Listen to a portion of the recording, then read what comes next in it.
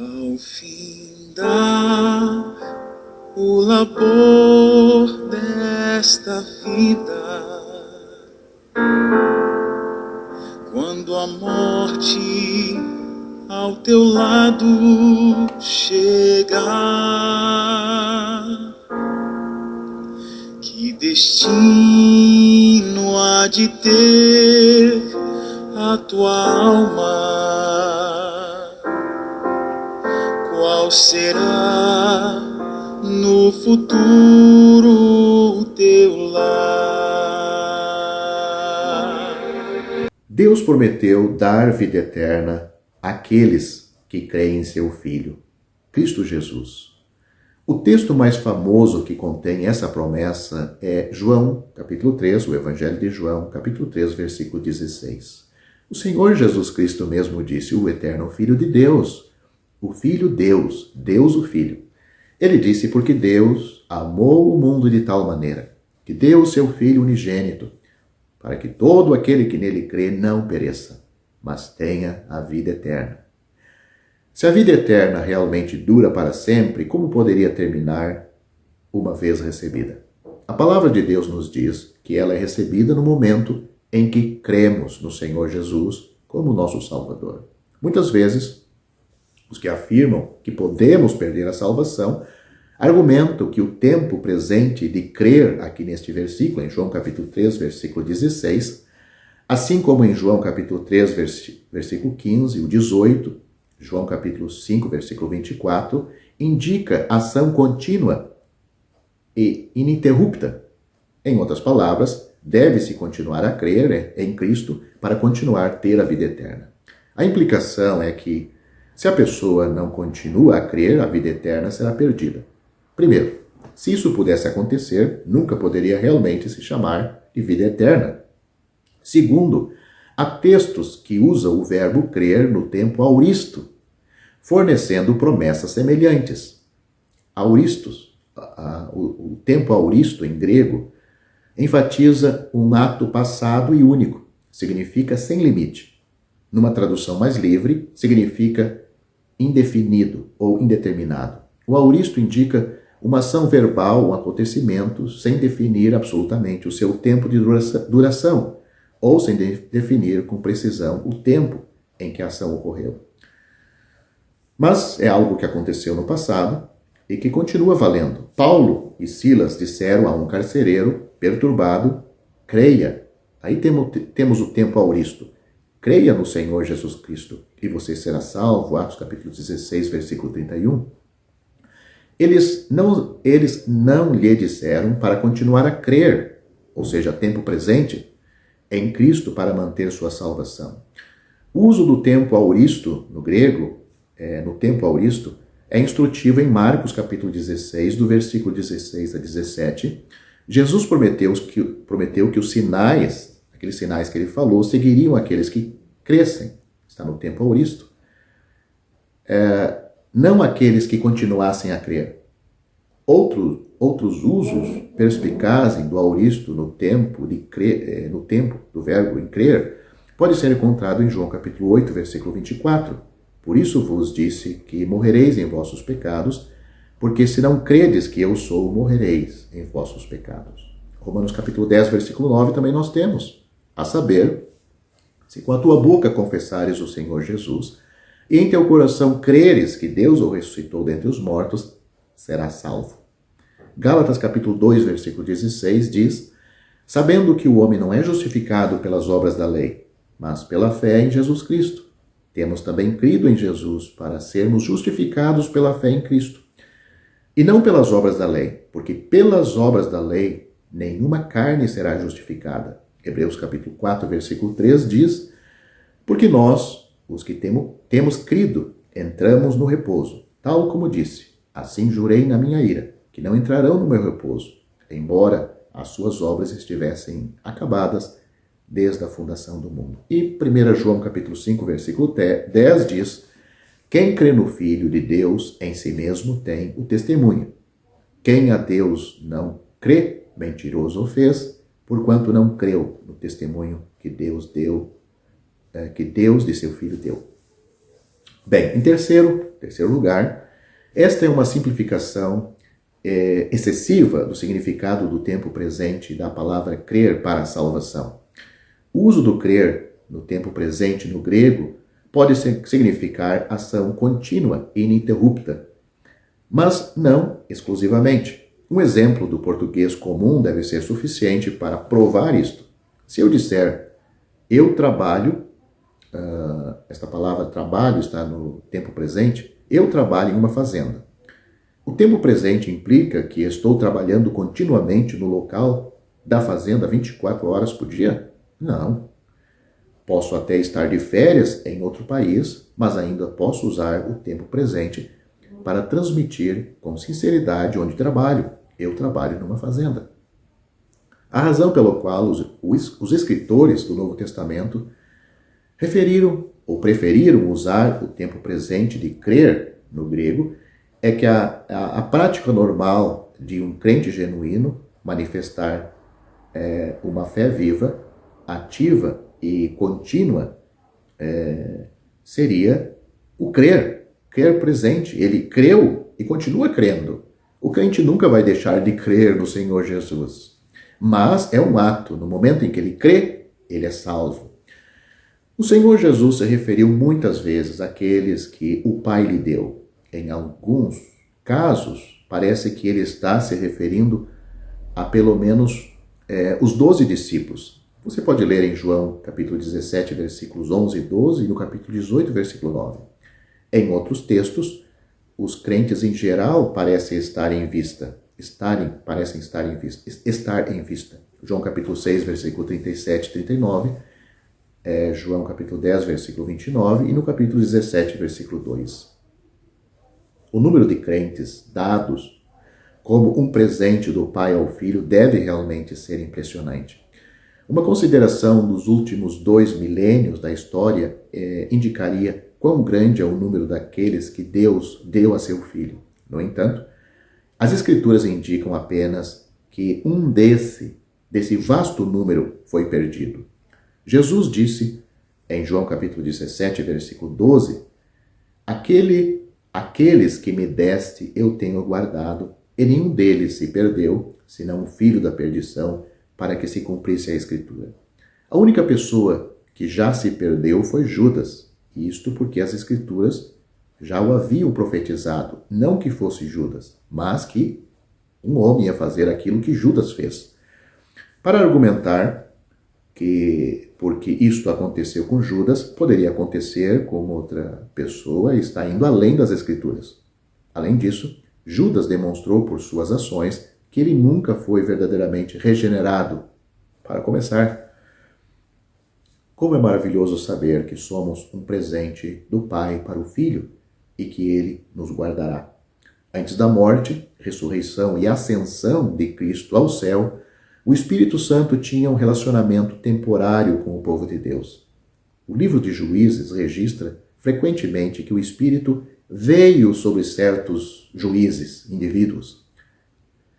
Leia Juízes capítulo 3, versículo 10, capítulo 6, versículo 34, capítulo 11, versículo 29, capítulo 14, versículo 19. O Espírito habitou o rei Saul, mas depois o deixou. 1 Samuel capítulo 16, versículo 14. Era o medo do rei Davi depois de seu pecado com Betseba, que o Espírito se afastasse dele, o Espírito Santo. Salmo capítulo 51, versículo 11. Mas desde o dia de Pentecostes, algo e ato e momento que aconteceu em Atos capítulo 2, o Espírito Santo começou a habitar permanentemente nos crentes. As muitas referências no Novo Testamento ao Espírito Santo de Deus que nos são dadas incluem Atos capítulo 5, versículo 32, capítulo 11, versículo 17, capítulo 15, versículo 8, Romanos capítulo 5, versículo 5, 1 Tessalonicenses capítulo 4, versículo 8, 1 João capítulo 3, versículo 24, capítulo 4, versículo 13 e outras tantas. Especialmente útil é a promessa do Senhor Jesus em relação ao Espírito Santo que ficaria conosco. Em João capítulo 14, versículos 16 e 17, ele disse, eu rogarei ao Pai, e ele vos dará outro Consolador, para que fique convosco para sempre, o Espírito da verdade. Cristo esteve com eles, os discípulos, por pouco tempo. Mas ele prometeu que o Espírito Santo vindouro estaria com eles para sempre. Este precioso presente não pode ser devolvido. Além do dom do Espírito Santo, recebido na conversão, na salvação, o crente do Novo Testamento também recebe dons do Espírito Santo, como é indicado em Romanos capítulo 12, versículo 6, 1 Coríntios capítulo 12, versículo 7, Efésios capítulo 4, versículo 7, 1 Pedro capítulo 4, versículo 10. Alguns dons incluem ensinar, evangelizar, servir, dar, mostrar misericórdia, governar e encorajar. A pergunta, portanto, deve ser feita: se um crente pode perder o dom da salvação, então ele também não perde o dom e os dons do Espírito Santo? De acordo com os que afirmam que podemos perder a salvação, alguém pode se arrepender e receber a vida eterna novamente, ou ser salvo novamente. Então a pessoa arrependida também recebe o Espírito Santo novamente? Essa pessoa recebe exatamente os mesmos dons espirituais que possuía antes? Alguém pode ter o dom de ensinar e perdê-lo em um momento de pecado? Infelizmente, temos de testemunhar homens talentosos pregando com eficácia, enquanto ao mesmo tempo estavam envolvidos em atividades pecaminosas. Por que Deus não revogou ou retirou o dom espiritual deles? Os dons são dados em graça. Nenhuma obra nossa poderia garantir esses dons e nenhuma obra nossa poderia perdê-los também. Em Romanos capítulo 11, versículo 29, lemos: pois os dons e o chamado de Deus são irrevogáveis. É certo que este texto, aqui em Romanos, está se referindo a Israel e às bênçãos prometidas por Deus, mas o princípio sobre as suas promessas permanece. Deus dá graciosamente, permanentemente, sem condições e sem aceitar qualquer retorno. Nunca lemos na Bíblia de alguém que perdeu a salvação e foi salvo novamente. Lemos sim de salvos que falharam, perderam a comunhão com Deus, mas que foram restaurados novamente. Lemos também de falsos que somente professaram serem salvos, mas que não puderam se manter no caminho por muito tempo, pois não tinham a vida eterna, que vem somente de Deus.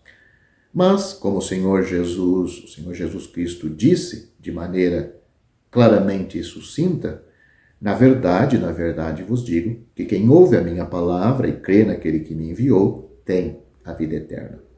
E não entrará em condenação, mas passou da morte para a vida. João capítulo 5, versículo 24. Sem dúvida, o crente desviado, o crente que peca, o salvo, ele não perde a salvação, mas o Senhor vai disciplinar ele. Nós temos exemplo disto claramente em 1 Coríntios capítulo 11. Temos também Tiago, capítulo 5, 1 João, capítulo 5, e tantas outras passagens onde vemos que Deus corrige os seus filhos. Hebreus, capítulo 12, e a correção de Deus é para trazer o crente de volta, é para tirar aquelas impurezas que existem na vida do crente e deixar ele uma pessoa segundo o coração de Deus, ser santo como ele é santo. Portanto, se você creu no Senhor Jesus Cristo de um coração genuíno, você é salvo. Nada pode fazer você perder a sua salvação. O profeta Isaías profetizou 700 anos antes sobre a finalidade da vinda e da morte do Senhor Jesus Cristo. Ele disse: porque foi subindo como renovo perante ele. O renovo é o Senhor Jesus. Está subindo perante Deus. Está falando do seu nascimento aqui neste mundo. Como raiz de uma terra seca. Só ele tinha vida. Todos estavam mortos em ofensas e pecados. Não tinha beleza nem formosura. E olhando para nós, não havia boa aparência nele para que o desejássemos. Era desprezado e o mais rejeitado entre os homens, homem de dores experimentado nos trabalhos, e como um de quem os homens escondiam o rosto, era desprezado e não fizemos dele caso algum. Mas ele foi ferido por causa das nossas transgressões. Isso está falando da cruz. Moído por causa das nossas iniquidades. O castigo que nos traz a paz estava sobre ele, e pelas suas pisaduras fomos sarados. Agora, falando de nós, ele diz: todos nós andávamos desgarrados como ovelhas. Cada um se desviava pelo seu caminho. Mas o Senhor fez cair sobre ele a iniquidade de nós todos. Essas palavras estão no capítulo 53 de Isaías. Eu li o versículo 2, o 3, o 5 e o 6. O apóstolo Pedro, nesta mesma linha, disse de Cristo, levando ele mesmo em seu corpo os nossos pecados sobre o madeiro, para que, mortos para os pecados, pudéssemos viver para a justiça. Pelas suas feridas fostes sarados, porque éreis como ovelhas desgarradas, mas agora tendes voltado ao pastor e guia das vossas almas. 1 Pedro capítulo 2, nos versículos 24 e 25. O Senhor Jesus apresentou o único caminho para chegar a Deus, o Pai, e com isto ele destituiu, descartou, afastou todos os outros, sejam as boas obras, o dízimo, o batismo, as orações, o jejum, a moralidade, a guarda da lei. O Senhor Jesus Cristo disse: eu sou o caminho, e a verdade e a vida. Ninguém vem ao Pai senão por mim. João capítulo 14, versículo 6. E o apóstolo Paulo disse: porque pela graça sois salvos por meio da fé. Isto não vem de vós, é dom de Deus. Não vem das obras, para que ninguém se glorie. Efésios capítulo 2, versículos 8 e 9. O Senhor Jesus falou de uma condenação eterna para aqueles que negligenciam a salvação de Deus, deixando que outras coisas os levem a adiar este assunto e, desta forma, os fazem errar no caminho e destino. Ele disse: e se a tua mão te escandalizar, corta. Melhor é para ti entrar na vida aleijado do que, tendo duas mãos, ires para o inferno, para o fogo que nunca se apaga, onde o seu bicho não morre e o fogo nunca se apaga. E se teu pé te escandalizar, corta-o. Melhor é para ti entrares coxo na vida do que, tendo dois pés, e seres lançados no inferno, no fogo que nunca se apaga, onde o seu bicho não morre e o fogo nunca se apaga. Isso está falando da consciência da pessoa. A pessoa no lago de fogo vai estar corpo, alma e espírito consciente. Ele continua dizendo: e se teu olho te escandalizar, lança-o fora. Melhor é para ti entrares no reino de Deus com um só olho, do que, tendo os dois olhos, seres lançado no fogo do inferno, onde o seu bicho não morre e o fogo nunca se apaga. Isso estão em Marcos, capítulo 9, do versículo 43 a 48. Os tímidos e os fracos, ou seja, aqueles que têm medo de tomar a decisão pela salvação, serão lançados no lago de fogo. A Bíblia diz: quem vencer herderá todas as coisas. E eu serei seu Deus, ele será meu filho. Mas, quanto aos tímidos, e aos incrédulos, e aos abomináveis, e aos homicidas, e aos que se prostituem, e aos feiticeiros, e aos idólatras, e a todos os mentirosos, a sua parte será no lago que arde com fogo e enxofre, o que é a segunda morte. Apocalipse capítulo 21, versículos 7 e 8. Portanto, você que me ouve, saiba de uma coisa: se você partir desta vida sem a salvação, com certeza, tão certo como você está me ouvindo agora, você vai abrir os seus olhos no inferno. Seu corpo vai ser sepultado. Mas a verdadeira pessoa, a sua alma, o seu espírito, partem desta vida para a eternidade com apenas dois destinos: céu ou inferno. Não existe reencarnação. Você aceitando este fato ou não, a Bíblia é clara que aos homens está ordenado morrerem uma vez, vindo depois disto o juízo. A pessoa morre apenas uma vez. Não existe, a Bíblia não fala em reencarnação, fala de ressurreição, que são coisas diferentes. Ressurreição é a pessoa voltar para o seu mesmo corpo e ressuscitar a mesma pessoa no mesmo corpo.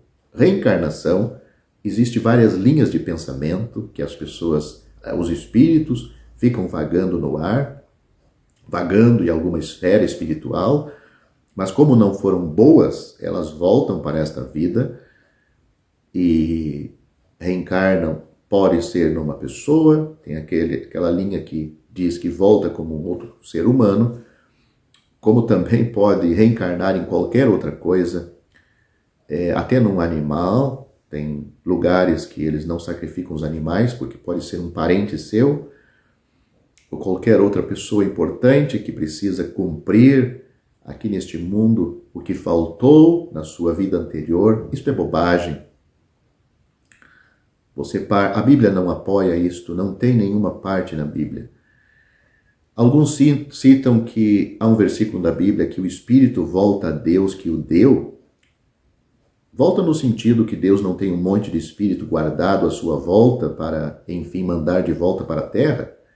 Volta para Deus no sentido que é Deus que define para onde a pessoa vai depois desta vida, céu ou inferno. Aqueles que foram salvos por meio do plano de salvação que Ele preparou para nós, Ele recebe no céu. Agora, aqueles que não aproveitaram da salvação que foi preparado pelo seu Filho, Ele envia esta pessoa para o inferno, a alma e o espírito no inferno. Um dia esses pecadores vão ressuscitar e vão comparecer diante do grande trono branco, que está registrado em Apocalipse capítulo 20, a partir do versículo 11. E ali, corpo, alma e espírito, essas pessoas vão ser lançadas agora no lago de fogo. Lá vão ser julgadas e elas vão receber um castigo conforme os seus pecados. Hoje no inferno, as pessoas sofrem de igual maneira. Talvez exista um sofrimento maior ainda do que o inferno, o lago de fogo, onde então as pessoas vão sofrer segundo o julgamento do Senhor Jesus, das suas vidas aqui, vão ser lançadas no lago de fogo por Ele.